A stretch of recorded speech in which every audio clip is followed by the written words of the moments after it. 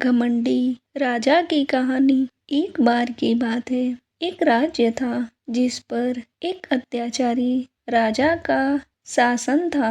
राजा में इतना अहंकार था कि हमेशा खुद की प्रशंसा करता था, अपने अलावा कभी किसी और की प्रशंसा नहीं करता था।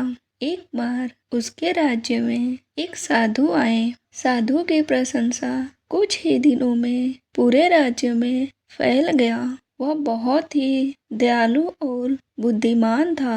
लोग उसके पास अपने समस्या का समाधान पूछने के लिए आते थे और उन्हें अपने समस्या का समाधान मिल जाता था।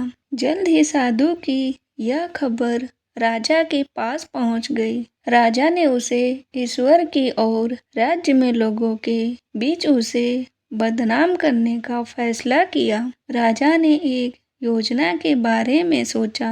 फिर राजा ने साधु को महल में आमंत्रित करवाने के लिए अपने सैनिकों को भेजा। साधु ने राजा के तरफ से निमंत्रण को स्वीकार कर लिया।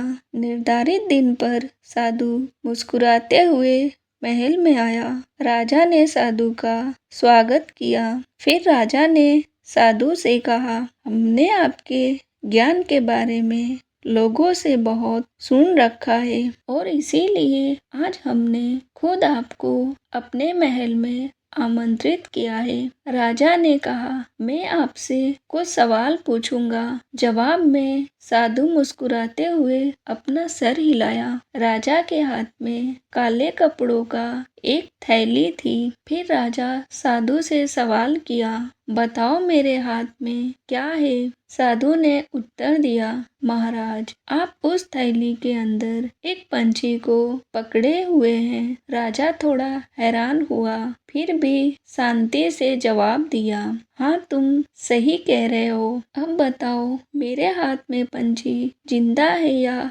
मरा हुआ? यदि आप एक बुद्धिमान व्यक्ति हो तो आप हमारे सवालों का उत्तर देने में सक्षम होंगे।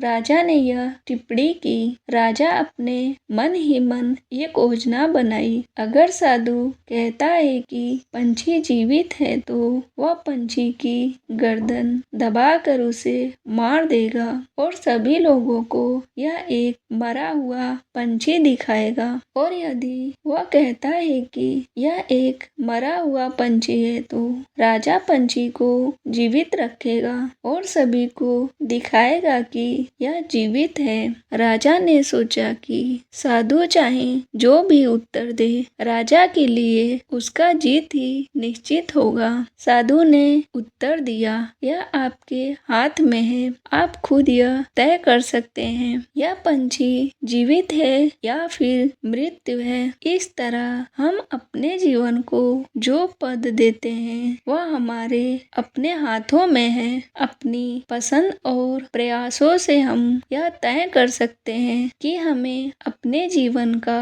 क्या बनाना है।